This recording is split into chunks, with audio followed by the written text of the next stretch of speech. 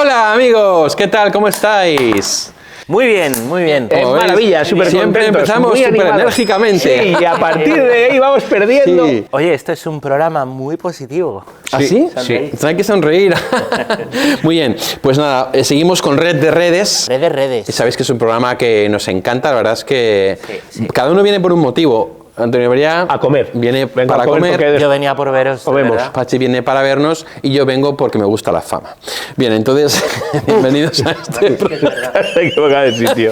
Bienvenidos a este programa de Red de Redes en que vamos a hablar de un tema muy importante que tiene que ver con el relativismo moral, subjetivismo moral en el que estamos viviendo hoy en día. Hola, muy buenas a todos. Ahí pues le bajamos porque empieza, ¿verdad? Vicario de Todos, colocarnos bien y empezamos como... Por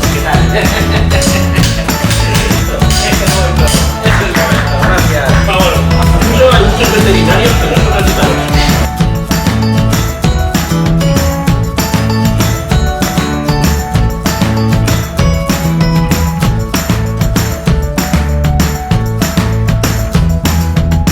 Bueno, ¿qué significa moral, lo primero? ¿Qué es la moral? Pues cuando hay un montón de zarzas, ¿verdad? Y entonces ahí hay, pues tenemos un moral, ¿no? Sí. Ya sabes que cuando estaban los dos discípulos siguiendo a Jesús, le dijeron, maestro, ¿dónde moras? ¿Dónde frambuesas? No sé si os oiréis. No, eso no es. No, yo creo que te estás equivocando. ¿Qué es la moral? ¿Quién lo quiere explicar? Pues tú.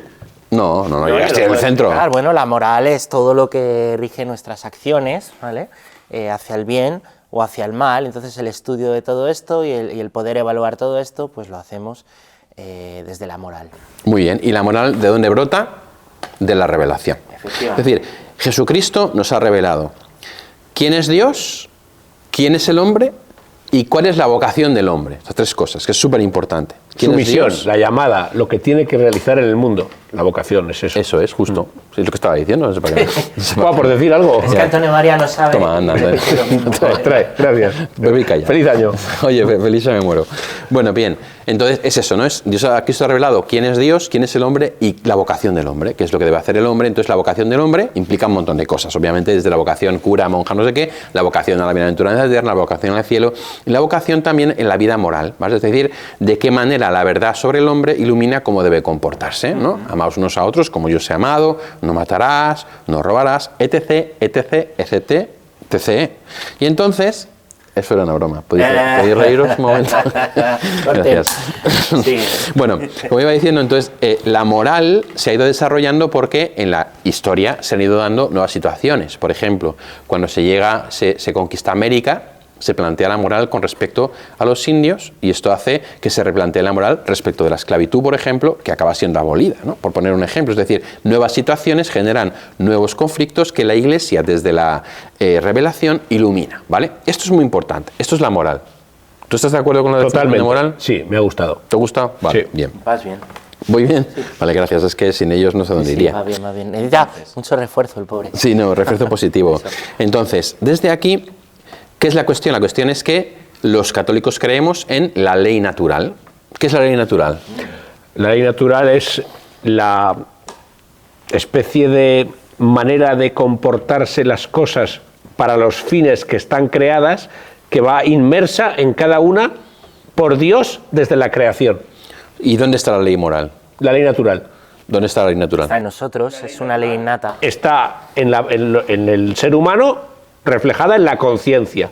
Ujú. Y en las criaturas, en los animales y en las piedras, en la tendencia que tiene cada uno, los animales a seguir su instinto y las piedras pues a la gravedad, por ejemplo.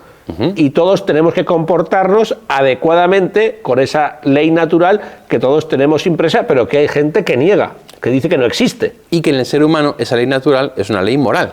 En la piedra es la ley de la gravedad, en el animal es la ley de la supervivencia. En el ser humano es una ley moral. Es decir, las arañas se comen a sus crías, los seres humanos no. Las gacelas abandonan a la persona que está herida para que se la coma el león. Los seres humanos no. O sea, la ley natural del ser humano es una ley moral. Y es una ley moral, como decía Antonio María, que está dentro de nosotros y que discernimos por la conciencia.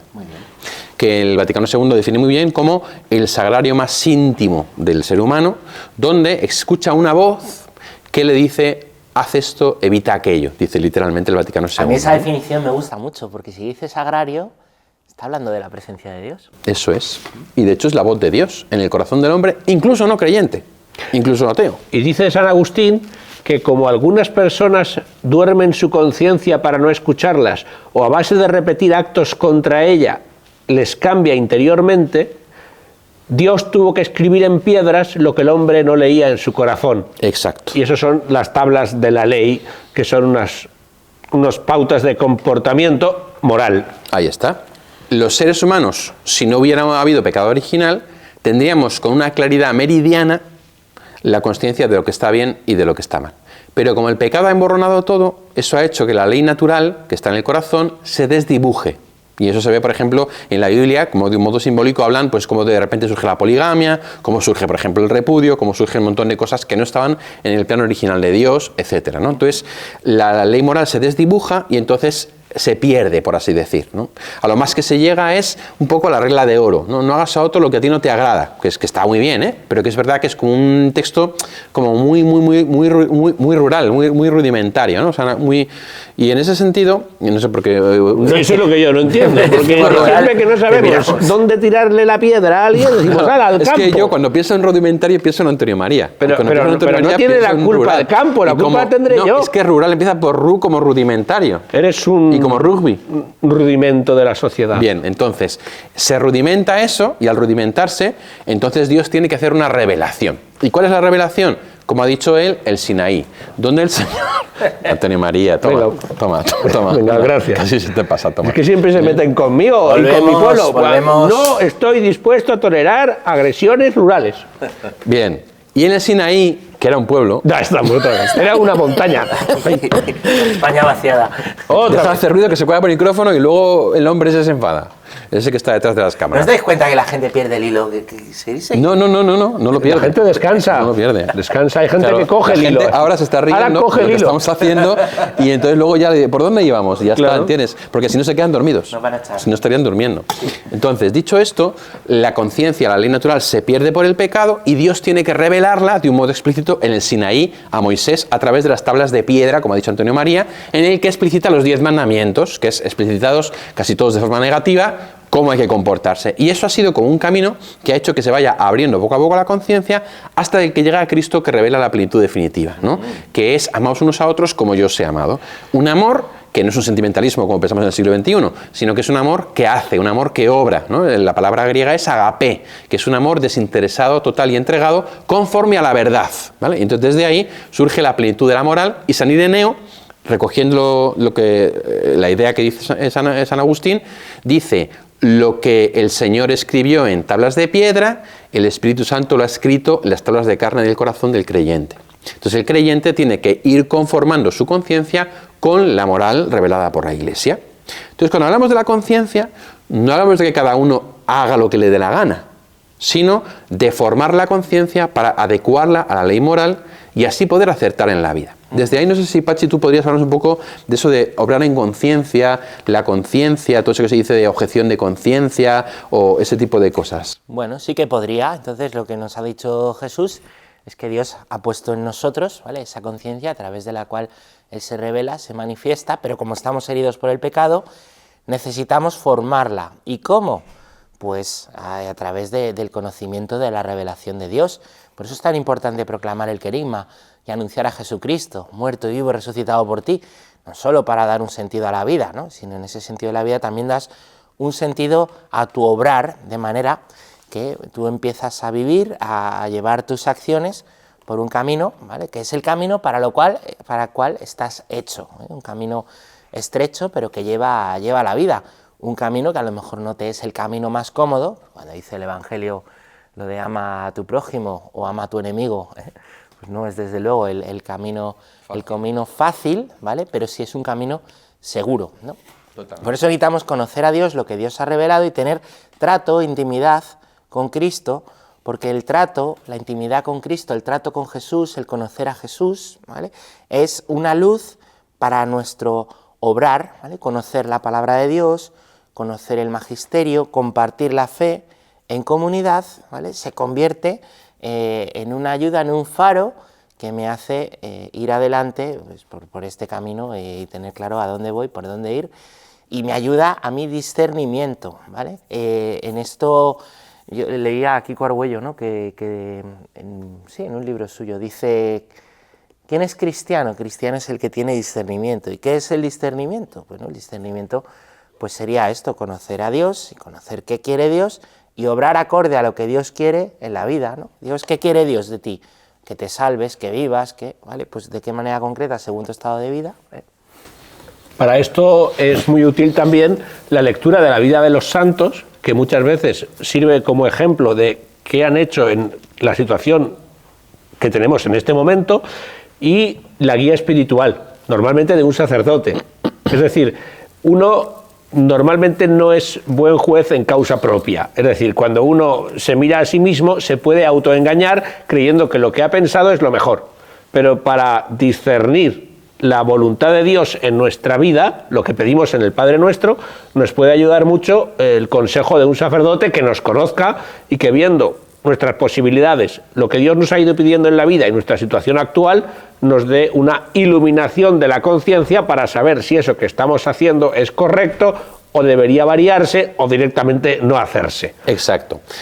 Actuar en conciencia no es hacer lo que me dé la gana, es formar la conciencia para buscar lo que Dios quiere, el criterio de Dios. ¿Por qué es importante que digamos esto? Porque toda esta historia de que Dios revela la verdad de la moral y la Iglesia la ha ido adaptando lógicamente, como decíamos, a cada situación, como puede ser la esclavitud, como puede ser el divorcio, como puede ser otras cosas, ¿no?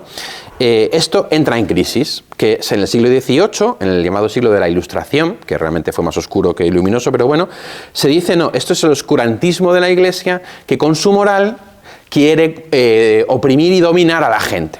Entonces lo que tenemos que hacer es buscar una ética humanista, ¿no? Esto lo hacen sobre todo los franceses del siglo XVIII, ¿no? Los padres de la Revolución Francesa, que llevan a un poco la ética de la humanidad, de un humanismo, ¿no? Entonces, esta ética del humanismo, que al principio está basada en valores cristianos, pues es lógicamente cristiana. De hecho, de ahí surgen lo que después serán los derechos, ¿no? La Declaración de los Derechos del Hombre y Ciudadano.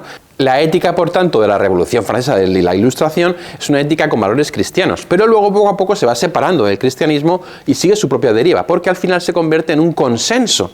Ya no es una ética que se deriva de una ley natural, se niega la ley natural porque al final no se cree tampoco en la revelación, sino un poco en el deísmo, que hay un Dios por ahí, que pasa de nosotros, y se acaba convirtiendo en una ética de consenso, ¿no? Que es al final, entre todos decidimos qué está bien y qué está mal. Y ahí es donde se introducen cosas que antes eran impensables, como el derecho al aborto, como el repudio, el divorcio, o como otro tipo de comportamientos que desde la ética, desde la moral cristiana, eran totalmente incomprensibles, y surgen dos caminos distintos: la moral católica, iluminada por el magisterio, y la ética mundana, que va avanzando, como vemos ahora, por ejemplo, hacia la Agenda 2030. Bien, en este contexto surge una desviación dentro de la moral católica, que es lo que se llama la moral de situación, ¿vale? Que es muy importante comprender esto, porque ahí vamos a entender un montón de cosas que nos pasan hoy en día, ¿no? Que es que se dice, a ver, tampoco hay que ser tan estricto, no hay normas como moralmente tan absolutas, son orientaciones. Orientaciones un poco, pues que sí, que nos dicen por dónde, pero luego cada situación hay una serie de cosas, una serie de atenuantes, hay circunstancias que pueden hacer que no sea malo, que esto no sea malo, ¿eh? Y entonces que realmente una persona no esté haciendo el mal. Entonces se crea ahí un momento muy crítico en la historia de la Iglesia, que es justo en torno a una encíclica muy importante que se llama la Humane Vitae de San Pablo VI. ¿Por qué es importante este momento?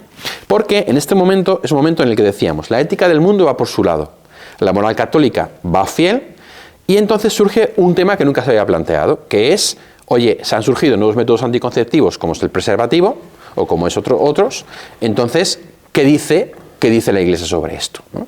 Entonces, desde ahí, el Papa, fiel a su misión de iluminar las nuevas realidades morales desde el magisterio y la escritura, saca un documento muy controvertido en el que dice los métodos que son acordes a la naturaleza humana, a la ley natural, son los métodos naturales. Los métodos artificiales, los métodos de barrera, los métodos que pretenden imponer nuestro propio criterio al criterio de Dios, que pretenden imponer nuestro poder sobre la naturaleza, no son morales. Y entonces aquí es donde la moral de situación surge como un toro para decir, eso es lo que dice el Papa, pero cada uno que haga lo que le dé la gana, eso no es algo que haya que obedecer, porque al final cada uno puede hacer lo que quiera, depende de la situación, hay que ver cada caso, y se crea esta especie de relativismo que ha sido muy fuerte durante el pontificado de Pablo VI y Juan Pablo II.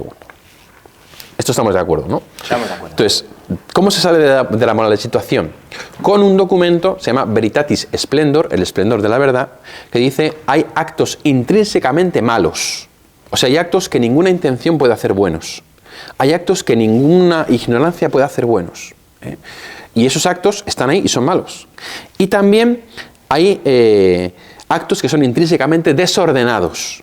Es decir, que a lo mejor no constituyen un pecado, pero sí que pueden estar desordenados. Quiere decir que no da igual. O sea, que hay que trabajar sobre ellos para ordenarlos, porque van en contra del orden querido por Dios. Y entonces ahí es donde nosotros estamos hablando de formar la conciencia desde la moral católica en comunión con la Iglesia, sin dejarnos llevar ni por la ética mundana, que va por otro lado, ni por la moral de situación, que al final dice, bueno, es que depende, es que no sé qué, ¿no?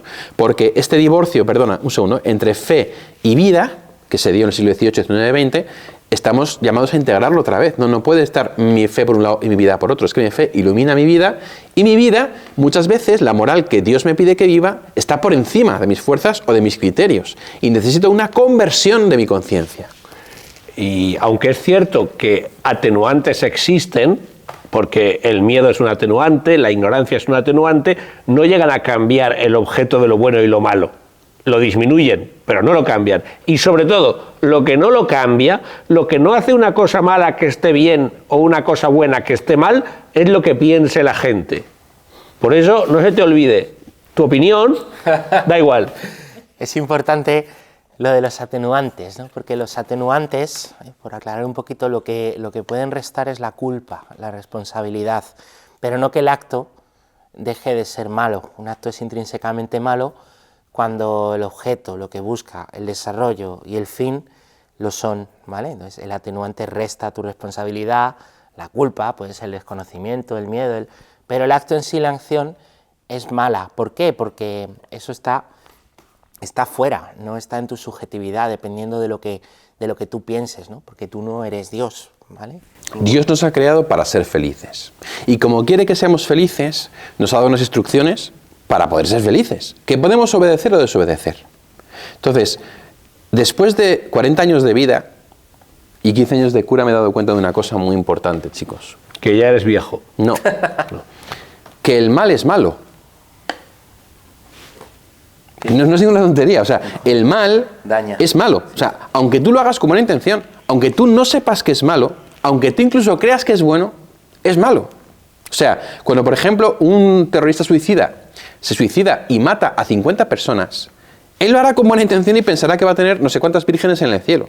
Pero lo que está haciendo es malo para él y para los demás. Es decir, el mal es malo y el bien es bueno. Y llegar a esta conclusión parece una moñada, pero no lo es, porque es muy importante.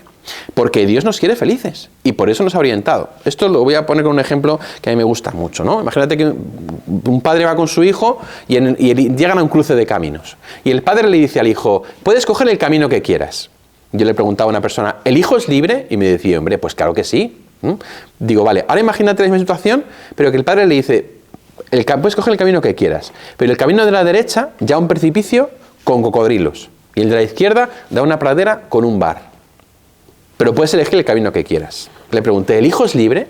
Me dice, hombre, sí, puede coger el camino que quiera. Y le dije, ¿es más libre que antes o menos? ¿No? Entonces, ahí es donde se quedó la persona trabada, ¿no? Yo le dije, es más libre, porque ahora es consciente de las consecuencias de sus actos. Antes no lo era. De manera que ahora elige con una mayor carga de consciencia y de libertad. Entonces, que el niño no sepa dónde da cada camino, le hace libre. Pero si coge de la derecha, le va a ir mal. Aunque él vaya con buena intención, ¿no? Entonces, eso es un poco lo que quiero ilustrar. La revelación de Dios nos da una moral que nos orienta para elegir en la vida. Luego cada uno puede hacer lo que quiera, pero realmente, si quieres ser feliz, lo mejor es formar la conciencia para acoger lo que Dios quiere para ti, porque Él te quiere feliz. Y no dejarte llevar por la moral de situación. No, es que depende, mi intención es buena, yo no lo veo así, es que no es para tanto. Al final son autojustificaciones para hacer lo que me da la gana, pensando que lo que me da la gana es mejor que lo que Dios quiere para mí.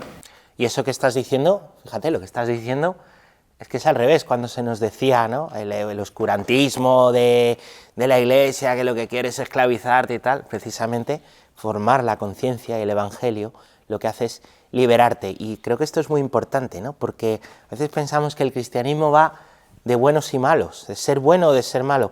Y para ser bueno no hace falta ser cristiano, basta seguir la conciencia y basta formarla bien, pero una persona atea puede ser bueno. El Evangelio no va de buenos y malos, eso nos lo dijo Moisés antes que Jesús. Moisés. Hay gente que dice que no existe. Moisés. Existió Moisés. Sí. Cuidado con los que dicen que no existe. El Evangelio va de libres o esclavos. Sale del Evangelio, Moisés.